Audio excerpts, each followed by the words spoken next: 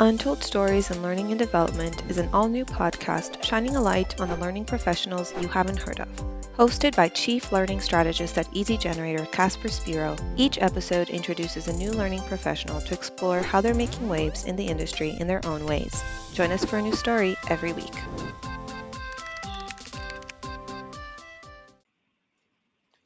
Hello, this is the second episode of the podcast of Unheard Voices. So today my guest is Alfred Remmits.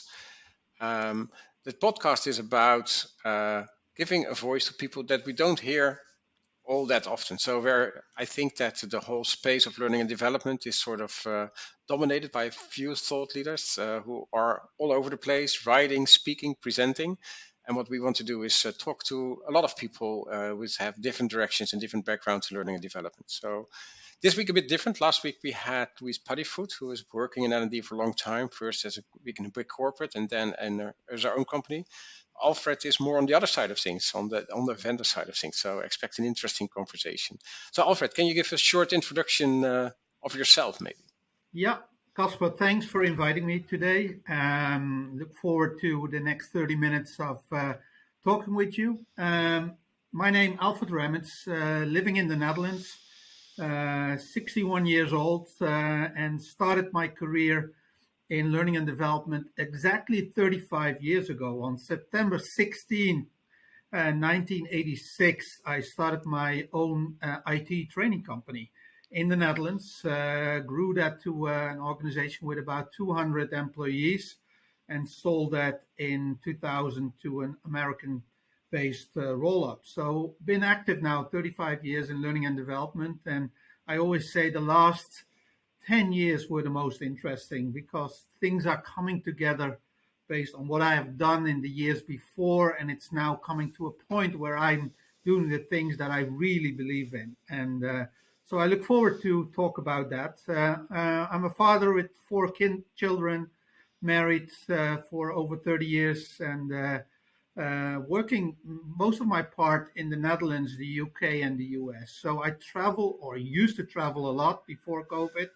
I was about 1 to 2 weeks a month abroad, and for the past 18, 19 months, I've been in the Netherlands doing everything that I used to do on travel through Zoom and through Microsoft Teams. Okay, and that's working out for you as an alternative?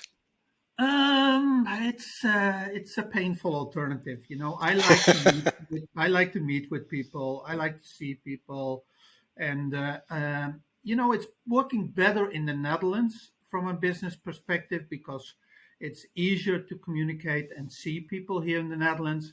But it's difficult with people in the UK and in the US. I was used to go to conferences to meet people at the big trade shows, and that has not happened for a long time now. And, generating business in the Netherlands is easier where you know the people than in a country you already have the relationship, yeah. Where you already have the relationships. And that's the big difference. But Okay. It seems that the US will open again in a couple of weeks. So look forward to travel again. Okay, yeah, so indeed, so I have been staying at home as well for 18 months, but last week I did a trip to Ukraine to our team there and just experienced again how valuable it is to meet face to face and what it adds. So next week I will go to our office in Dubai and do the same. So traveling is starting up a bit again, but I think, well, the online component has grew. So you said a couple of interesting things that I want to explore a bit further. So you said at the start of your career, you started up with an IT company. Can you give us a bit more? What was that about, and what did you want to achieve with that?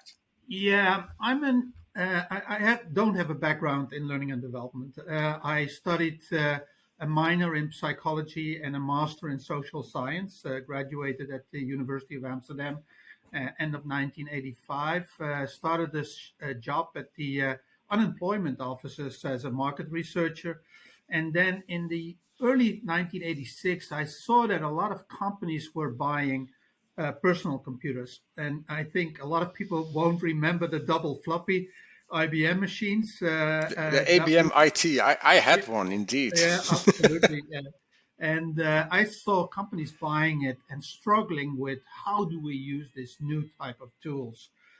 in our organization. So I thought it would be interesting to start a training center to train people on those computers. So started an IT training center in the south of the Netherlands, became one of the larger players in the Netherlands. At a certain moment, we had 9 locations, 60 classrooms, over 200 people that were creating course materials and delivering training all over the Netherlands. Most of it was end user training, but we also did a lot of reskilling of engineers, software developers, and so on. And I even started in that time building e-learning, Casper. We had an e-learning company as part of our holding with about 30 people and started in 1988, 89, building the Laserdisc e-learning programs, and then moved into interactive CDI, Called developing. computer-based training at the time, of course. Yeah, absolutely. And then in the mid '90s, moved to the internet. So, been in learning a long time. Been in the traditional space of classroom training and a bit of the old-fashioned e-learning models in until 2000, and then moved into a technology company. I created one of the first performance support technology companies in the Netherlands. Grew that between 2001 and 2014, and sold that company, stepped out. And one of the reasons I stepped out was that I found that I was really doing technology for the technology. So everything that I approached with this technology had to be a nail because my technology was the hammer. And Okay. I found that when you design and develop learning solutions, it's not about one technology. It's usually about a combination, and it's about Can we the go right one step back, network. by the way, Alfred? Because I'm really curious to find out. So you were in like more traditional learning environment, and you decided to go into a technology company. Not only that, but also to move from learning to performance support. What was the trigger for that? Why was that? When I did all the end user training on the old Lotus and WordPerfect apps, and later on the Microsoft apps, I found that people really liked the classroom training. And after 3 days of training, we got real good evaluations, but they had to come back many, many times in refresher trainings. So what we found was that people could learn something, but were not able to perform at the moment of need when they were behind a computer and tried to do a pivot table. They forgot and they didn't know how to do it. And then it was very difficult to find how to do it in the course materials. You had to find the book and you had to find the right page. It took always long. So they, in many cases, went back to the help desk and asked, how do I do that? So my first company was a performance support company supporting people in using the Microsoft apps. So embedded in Microsoft Word, Excel, PowerPoint, and all the other products, I had a tool that found the right answer in 2 clicks and 10 seconds based on what you wanted to do within those applications. And that's in fact the start of performance support, because most of the performance support in the late 90s, early 2000s was around supporting IT apps, was around supporting Microsoft, was around supporting SAP, was around supporting Oracle, and all those products where you needed a lot of support as an Yeah. end user. Okay, but that's really interesting because that actually means that you went into the basically from learning to indeed it was really about the retention of the information, but also making the information available while people were working, so Yeah, they could actually apply what they learned earlier. yeah, Okay, absolutely. interesting. So I think that we'll come back on that later on because I know a bit of your story. So I think we will come back to that a bit. But maybe then, then you moved out after 2014. You moved into a new step. So that I think that's where you are currently working on. So what is that? Yeah, I when I looked at the market in 2014, 2015, I saw that many of the large organizations, formerly clients of mine when I had that IT training company and that technology company, were looking in how do we extend learning into what we then saw as important 70-20-10. You know, 10% of learning is formal, 20% is mentoring and coaching, and 70% is learning at the moment that you're on your own. And people were trying to build what they called blended learning solutions that covered everything in 70-20-10. And when I looked at what they were doing, I would call them more blended training solutions than blended learning solutions because it was more around the 10 and the 20. They cut up the classroom training from 5 days to 2 days, added some e-learning in the front, which is, in my opinion, also the 10, added some e-learning in the back end, and some coaching and mentoring, which is the 20 around it. But there was not a lot of, okay, how do we support people in the 70? And that's what I thought would be very interesting if you have the right methodology and the right technologies to support people in that moment of need. And then later on, I read a lot of the work of Josh Bersin. Josh was starting to talk about learning in the flow of work. At that time he was still with Deloitte. Now he has his own Josh Bersin Academy, and he started to talk about how do we support people while they are working, and what is the efficient way to design and develop those solutions. And that's when I started this new company helping organizations not only with designing and developing these solutions, but also with the strategy, with the implementation, and especially with the measurement of the impact of these type of solutions. Because I believe it's all about impact and not about liking the course and giving high remarks on I love the course and I love the It's actually teacher. what It's it will, about will impact. do in the business. Absolutely. Yeah. Okay, so and well, you have to be talking about a moment of learning needs a few times already. You mentioned that, so you refer to the 5 moments of learning needs that probably more people know about, but I think that is like really key in what you do. Maybe you can give us a short overview what you think is like the essential there. Yeah. I learned that it's not about technology first. Although having an office in the US and having offices in the Netherlands, I see that in the US, organizations tend to buy technology first. They see the next shiny penny and they pick it up and they say, okay, I need this. This is so hot. Yeah. I need to buy it. And what I found is that it's not so much about the technology, although it's important. It's much more about how do I design and develop solutions that support the whole learning journey and performance journey of our employees. It's not ending anymore. We used to do a learning solution as a learning and development department, and we did the training and we walked away and it was done, it was finished. What we see now is that a learning journey for our employees is permanent. So I run into a gentleman called Bob Mosher in 2004. I was a board member of Microsoft Learning, and Bob was the director of learning strategy and evangelism at Microsoft. And we started to talk about, the innovation of learning. And I told him a bit about my efforts in performance sport. He talked about the methodology that he loved, which was designed and developed by Conrad Gottfredson, one of his dear friends. And we started to say, hey, we should do this together because it's about the combination of a methodology on how to design these solutions and the right technologies on how to deliver them in the flow of work. And that's when I run into the 5 moments of need methodology and became friends with Bob Mosher and Conrad Gottfredson, two of my heroes. And we, from there on, started to develop them. Yeah. Well, we share them as heroes, so I had also had the opportunity to speak to them every now and then. But yeah, they're impressive people. So I can imagine how it is working with them. That's really, really interesting.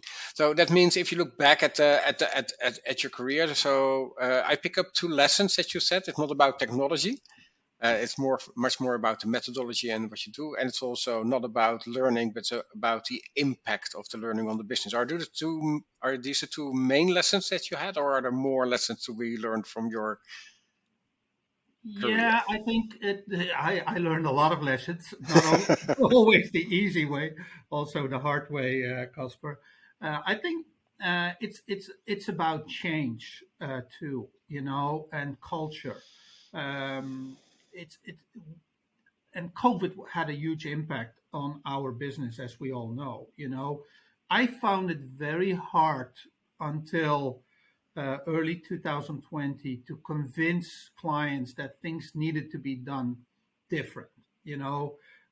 Especially learning and development departments and people are very hesitant and resistant to change. They believe what we have done for the past 30, 40 years in our classrooms with our beautiful e-learning was good. We got high marks, high ratings. Everybody liked us, and it was good. But um, they are not, and they were not, and they are still not so much interested in business impact. And I think with COVID, we saw that we had to do things different because we couldn't get people in the classroom anymore. And it was not only about bringing everything into Zoom or into Microsoft Teams. They saw that things had to be done in a different way. The other thing that had a huge impact on our industry is that people started to realize that the change of information has gone up. Where when I left my education in 1985, the amount of new information coming to us was about 3 to 4% per year. Today, the amount of information doubles every 12 to 18 months, and IBM predicts that it's going to be every 12 hours within 25 years. So, how do we cope with change? How do we cope with the amount of information coming to our employees? And how do we ensure that people have the right information at the moment that they need to perform a task? And I think that's the big difference between what was happening in the past 35 years and what has happened in the last 4 or 5 years. People start to realize that change is a continuous factor, and I think COVID helped to provide the insight that we need to do things different. That's for me the big driver. I understand. Okay. So, and if you look then back at the world of learning, and maybe you should say in your case the world of learning and performance support to make it a bit broader, what do you think would be the biggest milestone so far? What is the thing you would point at as a success or a critical point in history? I'm not sure if we are there yet. I think the critical point is when learning and development starts to realize that we are not there for learning. We are there to support the performance of our organizations and of the people in our organizations. Learning for the sake of learning doesn't mean anything, you know. So measuring the amount of learning consumed during a course doesn't say anything. For me, it's the realization that learning needs to have business impact. There is also now a big debate around having a seat at the table. Having a seat at the table means we want to be at the table of senior management, of the C suite, to discuss with them what is needed to support the growth and the development of our organizations in an ever changing world. And what can we do as learning and development to support the performance of our organizations? That is the big change that is starting to happen. It's not there. There are a lot of organizations that keep on talking about, we did 80,000 hours of classroom training last year. We did 75,000 hours of e-learning consumed, and it doesn't say anything Yeah, about it's the more impact. input Yeah, information, but yeah. that is something that's going on for a long time. So, for example, somebody like Cathy Moore is also referring to that with her whole approach. Learning objectives tied to business goals and stuff like that for the action mapping.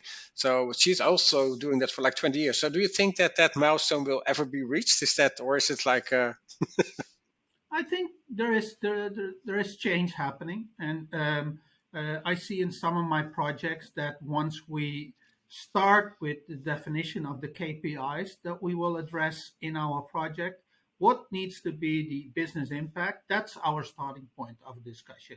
And when you do that, the client will ask you after that, hey, I like that discussion about the KPIs. I like that we move the needle on our operational efficiency within our factories. We do a huge project for Colgate, and Colgate measures business impact in what is the improvement in operational efficiency, what is the improvement in asset utilization, what is the improvement in changeover time of our equipment, and that if you can prove that, if you can measure that, you are the hero, because that's what the plant managers want to see, and they don't want to hear about you. You know, we got great numbers in our eval sheets. They Yeah, don't care clear. Yeah. any of that.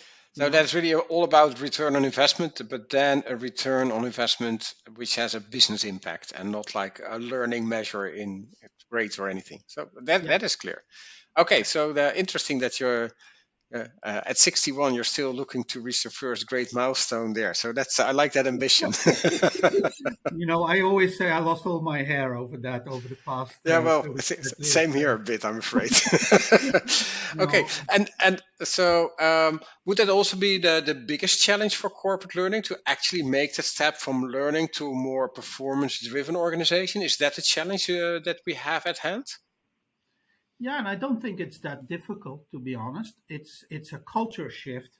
It's not an execution shift. The execution is doable. You know, we have, and one of the top things, if you look at the LPI research of the past couple of weeks, the things that people want to see is data, data-driven data analytics, and we now have the technologies and the tools to measure what the impact is of learning. So it's not so much about execution; it's about cultural change.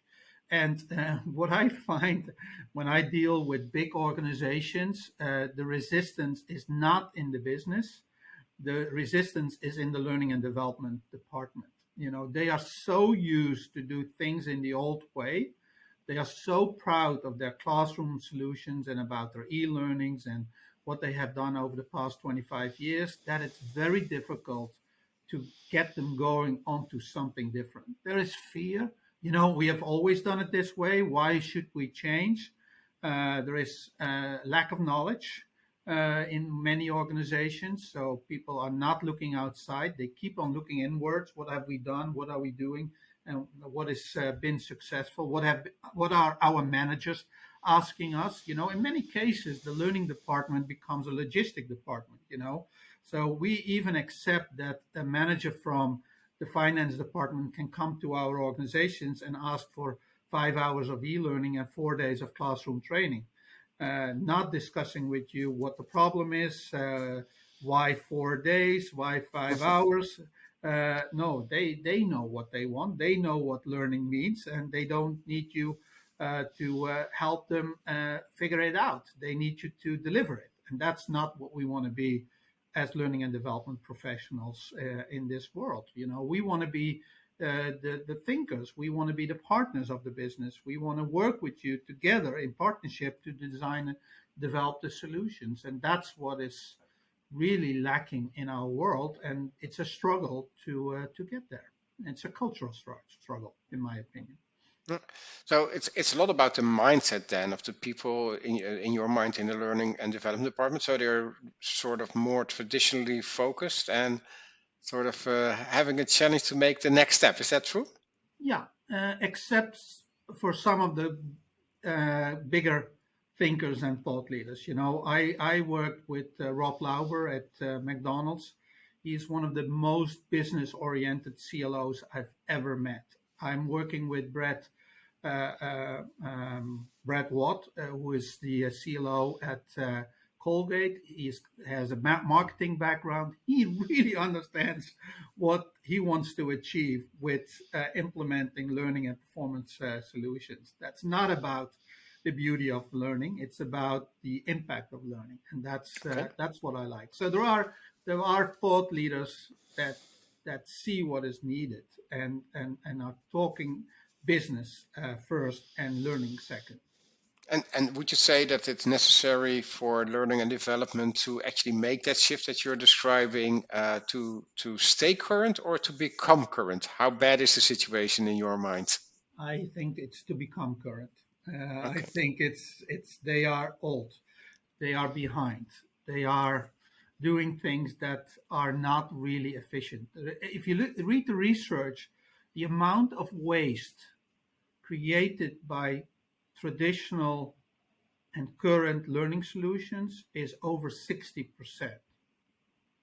So if we decide and design solutions of which only 40% is effective, then at a moment that there is a next reorg coming up, then we are the first ones that's going to be cut again, which has been the case for the last 3-4 decades. If there was an issue in the economy and we had to cut costs, learning was one of the first areas where the cuts went first. And Yeah, we that's need true. to avoid that. We need to be so important to the business that we are the last to be cut, because we are the ones that keep the organization up to par, front of the competition, continuously current. That's what we need to be. And I think that's what we should be and we can be. And I think that's the change that is currently happening in organizations. Okay. And so, do you have any idea what the reason is that, so in your mind, it's not like really up to par, the mindset in learning development, a bit outdated, if I can sort of quote you on that. So, do you think there's a specific reason? Is that yeah, like you, but many other people do not really have education. They are not trained to be a learning and development person. They come from all over the place with Yeah, very different directions. Is that something of the reason? yeah, absolutely, absolutely. People come out of other areas, and then in some cases, learning and development is the last job they do. They have not been trained in the basic points for learning and development, of which business understanding is a key one. Data analytics and understanding the impact of your solutions is a key one. And even if you look at the traditional educations at university in learning and development, they are still behind. They are using the old books. They are all using the old theorists. They are not on par with the innovation in learning and Well, development. I think that's way worse. So my experience is that indeed some corporations are behind, but I think that the way they are now picking up new technologies, new directions, new solutions, it's increasing. And if I look at schools and universities, nothing really changed there in the last 10 years at all. So there is no connection to actual work or yeah, it's really different. I think that is maybe that's a bigger challenge even than bringing the corporate world up to Yeah, speed. it's starting a little bit. You know, if you look at uh, uh, uh, uh, the course learning and development in organizations deployed by the Arnhem school, the HAM. That is a starting point. That course is going into the direction of being a more innovative approach to creating learning leaders that understand what's happening in the world of learning and development today. That is a starting point. It's slow, It's but it's interesting a that starting. that the one course that is different is not talking about manager but a leader. So that's also already a different mindset. Yeah, absolutely. Yeah, Okay, leader. cool. Yeah. So yeah, just to wrap up a bit, I have a couple of questions, sort of to see where you are. So you already mentioned that Bob and Con are two of your heroes, but who would be your ultimate learning hero? Yeah, my ultimate learning hero is Donald Clark. And Donald Clark is, I think his background is philosophy. And he is a guy that really understands what is the theory or are the theories behind learning and development. He's doing a podcast series around the 100 leading thinkers in the world of leading theorists in the world of learning and development. And he states that many of the learning practitioners, people that call themselves learning and development professionals, don't know anything about the theory and the theorists behind learning and development. And Mhm. Donald is somebody that really understands what has been going on in the world of learning and development theory. What has worked, what hasn't worked, why hasn't it worked, why are things now working that didn't work in the past.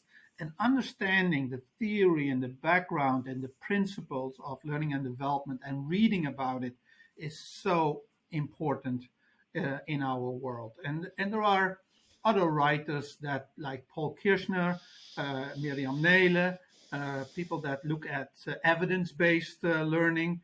That are the people that really start to think about, how do we do things with learning and development that really do something uh, on performance, that have business impact, and that you can create evidence around the fact that it's working. There is no causal effect between classroom training and impact on the job. It's so hard to measure. It's good for your culture. People like it, and it creates an atmosphere of people are investing in me.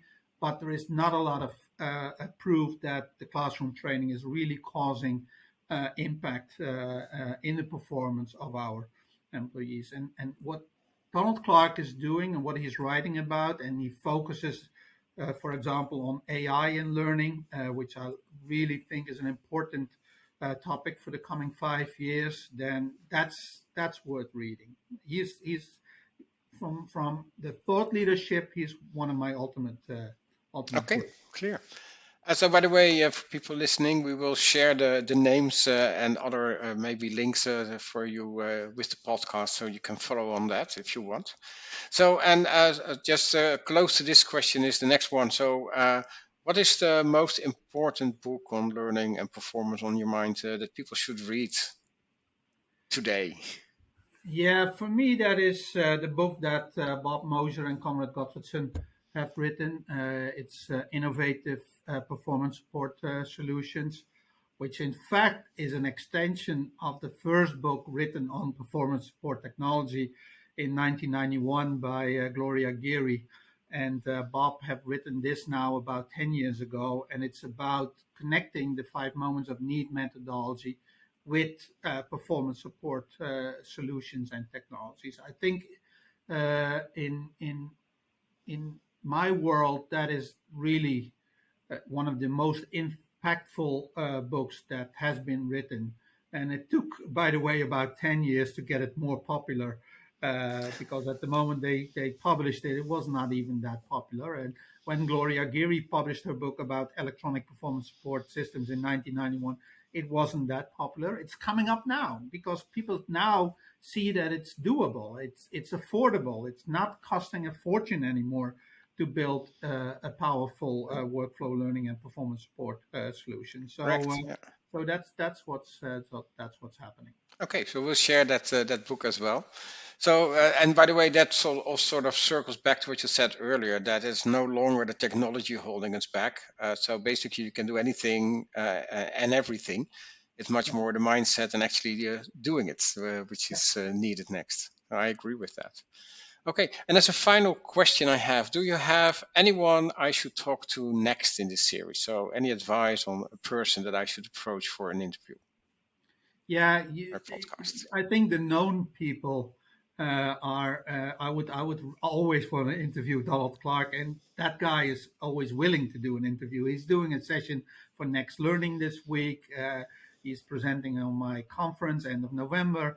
That guy is always interesting. But I think in the Netherlands, if you look at people that really see what's changing in the world of learning, then I like Mark Visser a lot. Yeah, Mark is a guy that has been working on interactive video and the place of interactive video in learning.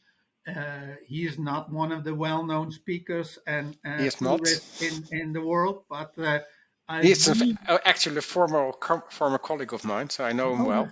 okay, good. Yeah, I like him a lot. I yeah. He like. was the CEO of InBrain, which was a sister company of Easy Generator in the past. So, Okay. Oh, I didn't yeah, even know that. Yeah, Mark is one of the guys that I really like in this world, and another one is Marco van Sterkenburg, who's a specialist in adaptive learning. Another Dutch guy that really understands what's happening in the world of adaptivity. Adaptivity is one of the leading technologies for me in the future. Is adapting learning to the person that is consuming the learning. Elliot Macy spoke 6 years ago about the future of learning was personalization. For me, that is a big thing, and Okay. adaptive technologies will be very important Okay, in cool. that So you process. advise both Marco and Mark to Yeah, talk to as a absolutely, potential. absolutely. Okay. Well, thank you for that. So that would be interesting. So I definitely will follow up on that. Any last thoughts on your side that you want to share before we wrap up? I think it's about being open to what is happening around us. People don't read enough. People don't go to conferences, even virtual conferences, enough. We need to look what is the neighbor doing, what are similar companies as we doing. We need to learn more from what is successful and what is not successful. Let's share stories about success, but also let's share stories about failure. I think going out again and talk with peers in our world, being a member of an organization that is there to support you. In the Netherlands, we have developed as the leading organization for learning and development professionals. That's where you need to be. That's where we, as learning and development professionals, need to meet other learning and development professionals to understand what's happening in the world. We are too much inbound focused. We're looking in our own domain, in our own world. We're not looking enough outside. So my advice is start going out again to meet other people and talk with other people about what is happening, what is working, what is not working, what makes you happy, what makes your organizations happy, and what is successful. Okay, well, that's interesting because that's quite an old school advice just to talk to people and tap into their experience. But I think it's a valuable one. No, it's So, not old school. It's only old school if you only do it in a classroom. okay. But it's now speaking and being a member of platforms and organizations and do a lot of chat and exchange is, in my opinion, very modern. I am also a believer in social learning, but it needs to be connected to topics that you really are interested in and not to always the Yeah. general trends. No, I agree with you. So I think one of the reasons I do this podcast, of course, we want to talk to people and see what it's about. But for me, it's also really interesting to indeed talk to people and learn from them. So it's also really a personal takeaway for me there. So, well, thanks, Alfred, for lessons learned and spending time to talk to me and well, for follow up on your suggestions. And thank you for that. Absolutely. It was a pleasure, Casper, and it's good that I was a little bit of a teacher to you today. Thank you. This podcast is brought to you by Easy Generator, an easy-to-use authoring tool for subject matter experts. At Easy Generator, we want to empower employees in the business to capture and share their knowledge. How do we do it? By designing an intuitive and simple platform that anyone can use to create learning content for their organizations. To learn more, visit us at easygenerator.com.